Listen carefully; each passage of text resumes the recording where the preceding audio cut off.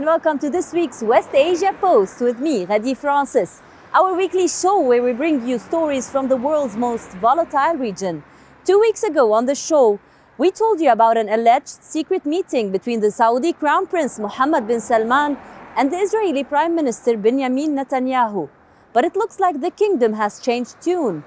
Recently, in a Bahrain summit, an influential Saudi prince strongly criticized Israel, a sharp departure from the kingdom's latest rhetoric.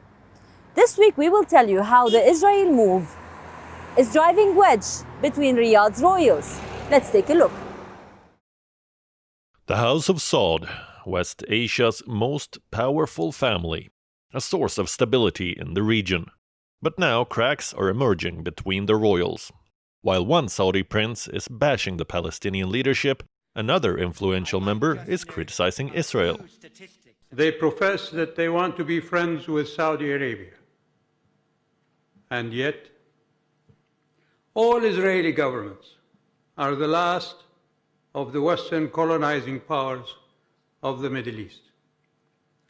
From the time of the Balfour Declaration, they have forcibly evicted the inhabitants of Palestine after the 1948 war, as attested to by Israeli historians. At the beginning of my remark, I would like His statements came as a blow to Israel, a direct contrast to the kingdom's recent rhetoric. Talks of normalization now seemed like a distant dream. So what is going on in the Kingdom of Saudi Arabia? In 2017, Mohammed bin Salman rose to power in a midnight coup. King Salman chose MBS as the first in line to the throne. Removing Mohammed bin Nayef, the maverick crown prince has since emerged as the de facto ruler. Shaped key policies in Saudi Arabia and even courted some serious controversies. But the Israel move could be his biggest test so far. Turkey's commitments now tell the world that MBS does not hold the power in the kingdom. A prominent figure in the kingdom, Prince Turki is close to King Salman. The Saudi king has adhered to the traditional Saudi view in the past, a two-state solution to the Israel-Palestinian conflict, as the custodian of Islam's holy sites. King Salman seems to have no interest in this diplomatic move, one that could put the kingdom's leadership status in danger. MBS, on the other hand, has economic and strategic interests on his mind. His vision for 2030 hinges on economic independence, and a deal with Israel could bring in investments. Saudi Arabia's official position is that normalization with Israel must be part of a reciprocal process. This is a stance that carries great weight in the Arab world, but one that has witnessed a shift over the years. As the royal of Riyadh fight a public war, it looks like Israel will have to make do with secret meetings for now. West Asia Bureau, we own. World is one. Like always, we will continue to bring you the latest updates from the heart of the conflict. But don't go anywhere, we have a lot more lined up for you in today's episode. But first, as usual, let's take a look at what else is making headlines across West Asia. Israel-Morocco agree to normalize relations in a United States-brokered deal. Under the agreement, Morocco will establish full diplomatic relations and resume official contacts with Israel. US President Donald Trump instead has agreed to recognize Morocco's sovereignty over the Western Sahara. A United Nations-backed tribunal has sentenced Salim Jamil Ayyash to life imprisonment. The Hezbollah member was sentenced for his involvement in the 2005 assassination of former Lebanese Prime Minister Rafiq Hariri. Saudi Arabia has approved the Pfizer-BioNTech COVID-19 vaccine for use. Saudi Arabia has now become the second Gulf country after Bahrain to green-light the drug. The United States Senate backs a massive arms sale to the UAE after Trump's veto threat. The deal includes sale of $23 billion in advanced fighter jets and drones to the United Arab Emirates. India's Chief of Army Staff General MM Naravne met with the commander of the UAE's land forces and staff. discussing key issues of mutual interest and defense cooperation. General Naravne is on a 6-day tour of the UAE and Saudi Arabia, a first-ever visit by the head of the Indian Army to the two Gulf countries. We have previously reported on the political, economic and social crisis in Lebanon, but it seems that the country is reaching a meltdown now. A tough decision of removing the subsidies will affect the poorest of the poor. And now the caretaker government is tossing it to the parliament. The parliament tosses it back to the government like a hot potato. But eventually a decision has to be made. How will it affect the Lebanese people? We tell you more in this exclusive ground report from the heart of Beirut. Lebanon's economy is on the verge of collapse. It has been a failure for decades now, and the crisis is getting out of hand. Officials are mulling over ending subsidies, a move that will deprive the poorest people in the country of their essentials: bread, medicine, and fuel. When we say Lebanon is in crisis, in danger of famine, people find it hard to believe. Because when you take a look at the streets of this downtown, the branded luxurious scenery, the sense of richesse, the booming nightlife, it is actually unbelievable. But this might be the root of the problem for Lebanon, the spending behavior. Just like some citizens might buy big TV screens that cost more than their salaries, the Lebanese government have been using subsidy to buy branded goods and support cartels. So what exactly is the problem? About $800 million are remaining in the central bank. The money will be used to support the import of essentials. A move that would buy time, maybe 2 to 4 months, depending on how the spending is organized. A decision must be made, but it will be an unpopular one. So the caretaker government passes the responsibility on to the parliament. The parliament instead asks the central government to decide. Meanwhile, the actual decision maker is the governor of the central bank, and the situation is as volatile as can ever be. This is Lebanese bread. The politicians and officials in Lebanon say that they will protect the price of this loaf, but the price of everything else will be doubled or multiplied by 5. And guess what? The studies show that the cartels, the businessmen who sell flour to these bakeries, were making extra profit because of the subsidy, and that removing the subsidy might actually decrease their profits. It is the absence of jurisdiction, of accountability, and political stability. But others see it as the end of Lebanon. The main problem with just removing the subsidies without providing any alternative to them is that, one, as things currently stand, over 50%, around 55% of the Lebanese population is living under the poverty line. By removing subsidies on these, you will push even more and more people into impoverishment. So you start off with around 55% of people under the poverty line, you might end up with something around 70% under the poverty line. So it will exacerbate an already large social crisis. So there needs to be an alternative to the currently unsustainable subsidy scheme. Okay, but you know, I'm not justifying, but there's another point of view in the country, especially among people who are talking, that removing the subsidies will just decrease the profits for the cartels, and the subsidies will remain on the real essentials, as in the bread and some medicine that is really critical, like the diabetes medicine or whatever. And I've heard today from some journalists, like they said, okay, we have subsidies for 4 kinds of medicine that are all paracetamol, for example. Yeah. So this is why they called it making it more logical spending, rather than actually removing the subsidy. Do you think that organizing this money left has any kind of positive outcome? Okay, so there's no arguing that the subsidy system as they currently stand and as they have been for the last decades are not sustainable, and they're bad economics, simply said. This current subsidy system is a blanket subsidy that benefits all citizens irrespective of their economic and social status. And past evidence globally shows that blanket subsidies primarily go to those who need it the less. So actually those who need it the most are the least beneficiaries of the subsidy system. What you should replace subsidizing goods with is having a more comprehensive, means-tested social support or social safety net that supports that supports households who need support financially, rather than supporting the purchase of certain goods. So here we're talking about, okay, you have certain means testing, certain financial criteria and social criteria. And once people meet them, they're eligible for direct cash transfers. That are, here we're not talking about subsidizing certain goods, but providing direct cash transfers. They mentioned it. To households for which they have the liberty to spend the way they see fit. So that is what would normally be the case in most welfare states. In most social democracies and welfare states, you would have that. You would not have subsidies on goods. You would have a social support system for families who require social support. Although it seems hopeless, it is not. Iraq has offered a good deal on crude oil, and this might help get through. Other countries and relief plans can also change the reality.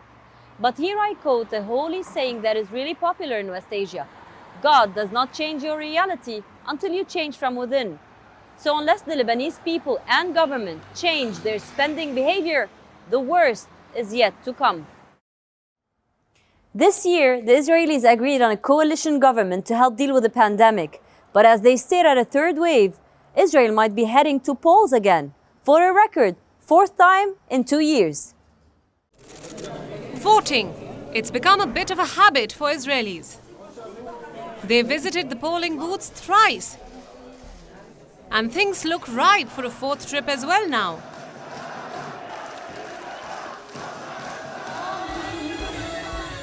The last election left us with 2 prime ministers, Benjamin Netanyahu and Benny Gantz.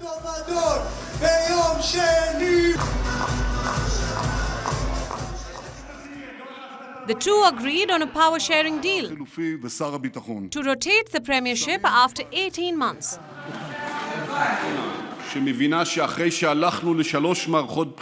But now the alliance is on the verge of collapse. Benny Gantz wants out, and he has already initiated the process.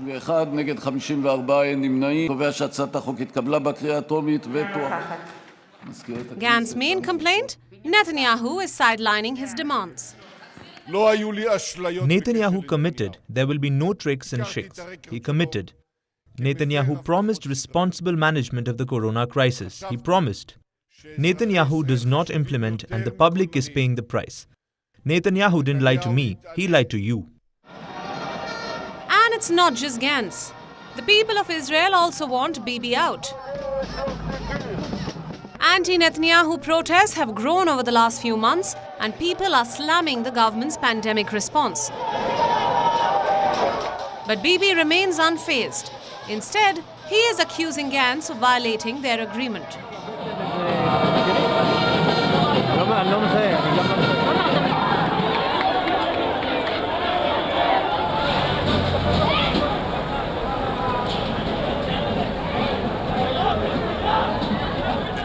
Benny Gantz must pull the handbrake. He must stop the downhill spin to elections to halt the unhinged attacks on us. He needs to change his conduct. It's not too late yet. This 4th election could be a 3-horse race. Bibi has a new challenger, a familiar face. A man who resigned from his own party and chose to go at it alone. Meet Gideon Sa'ar. He could emerge kingmaker in 2021. The two men have sparred before for Likud's leadership. Back then, Netanyahu came out on top. But this time around, Sa'ar has a better chance. The order of the hour is to replace Netanyahu's longest-serving rule in the country's history. Will this be the end of the road for Israel's longest-serving Prime Minister? Only time will tell. West Asia Bureau, WION, World is One. We are currently living in the middle of a pandemic, one that has killed over 1.5 million people around the world. Here in West Asia, countries are reeling under the pandemic. Healthcare systems are on the verge of collapse. Access to a vaccine seems unlikely. So why does the situation look so grim for the region? We tell you more. Sanctions. West Asia has been dealing with it for decades. But in the era of a pandemic, sanctions are far more deadlier. And West Asian countries end up paying the price. Their healthcare systems are on the verge of a collapse, and there is no relief in sight.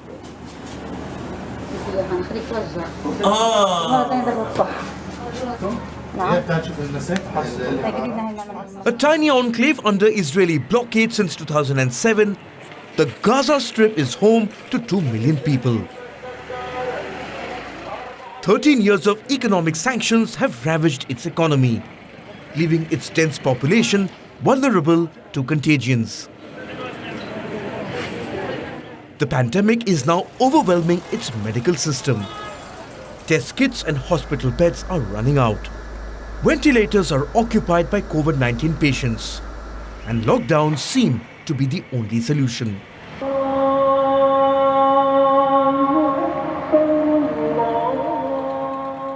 The Ministry of Health is experiencing an unprecedented situation because of the rising number in the active coronavirus cases in the Gaza Strip. The beds in the intensive care units are running out. Shortage of medicines is also not helping the situation. After authorities announced that they could no longer conduct tests, the World Health Organization provided Gaza with around 20,000 test kits. But this will only last for a few days. And the Palestinian enclave needs vital aid. And sanctions are derailing funding efforts.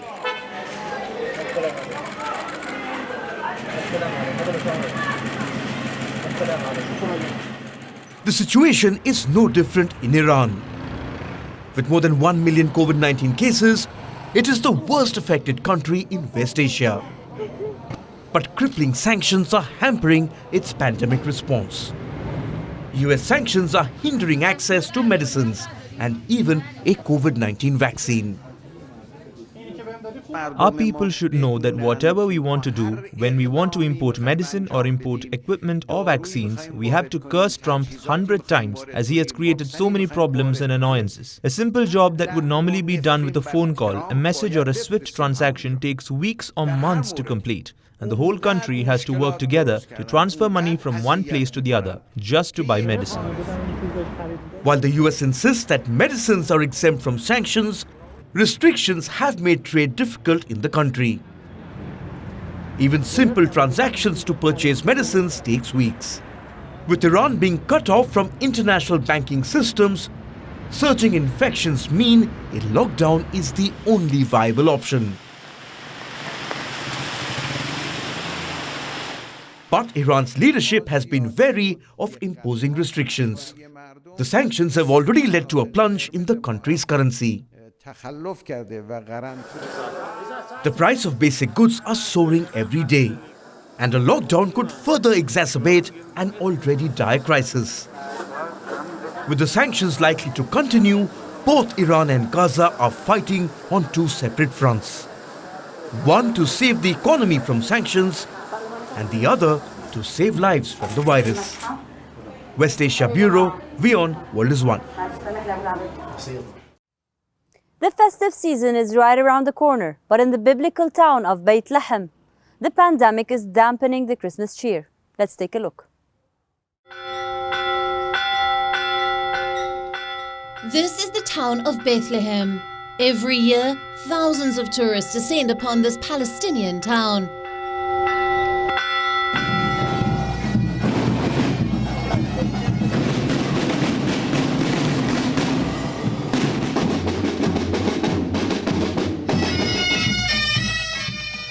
Celebrating Christmas at the biblical birthplace of Jesus Christ.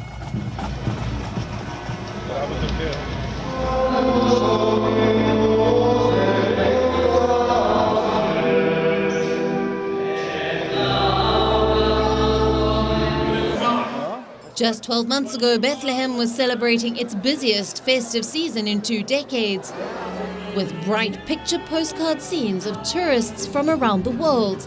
But this festive season, a modern-day plague is keeping the visitors away.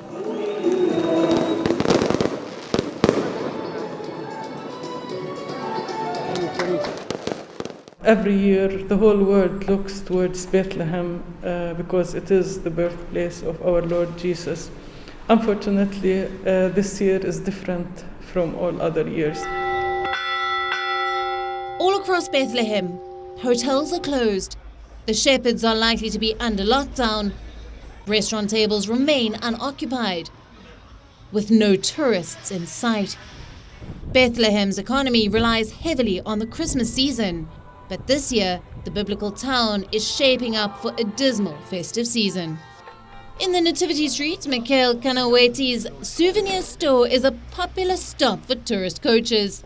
He sells keychains engraved with images of Jesus or nativity scenes, made from Palestinian olive wood. But Kanaweti has not opened his shop in weeks. He is now struggling to pay employees' salaries. Where the situation is heading, God knows, because I see no hope. I can't tell if the pandemic will be over next month or the month after. It is still unclear. We will reach a dead end in the near future and we will declare bankruptcy. With restaurants, hotels and shops shuttered, residents say that they have never witnessed anything like this before.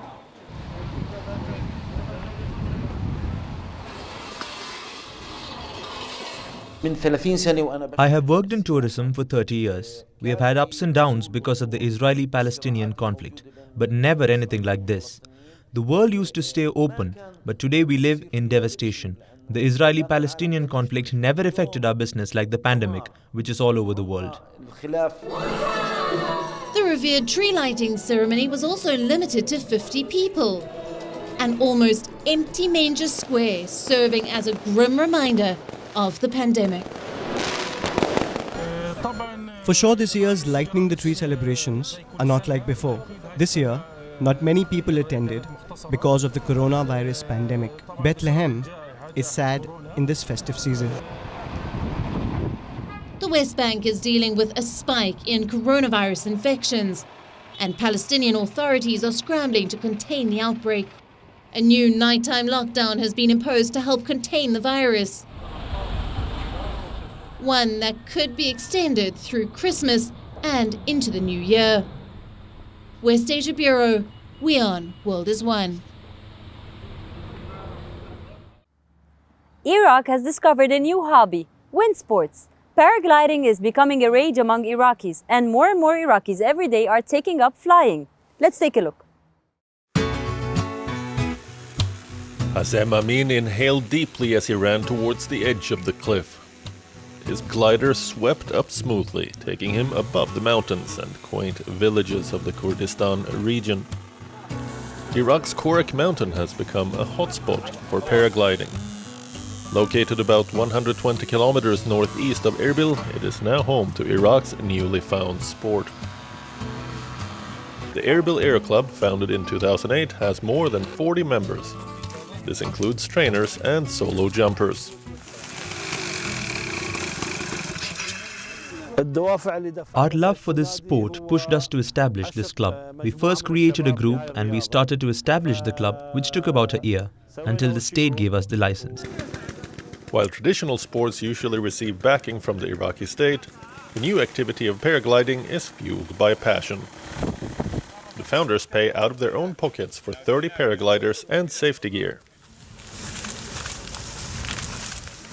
On weekends, cars can be seen driving up to a 2,000-meter plateau in the village of Ravanduz. They usually take off facing the west to catch the sunset. Most of the imported gliders are rainbow-colored, but one of them features the colors of the autonomous Kurdish flag. Red and green stripes on either side of a yellow sun. Erbil's Aero Club isn't the oldest one in Iraq, but it seems to be the most successful one.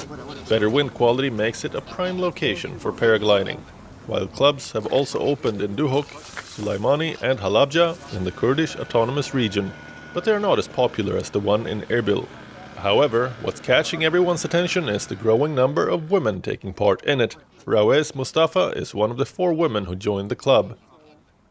I have loved this sport since I was a little girl. I dreamt of it, of taking off into the sky and enjoying the beautiful views. Now my dream has come true, and I'm happy that I'm flying. She now has 4 solo flights under her belt. With her dream coming true, Rawez now hopes for the club to accept more female members. West Asia Bureau, WION, World is One.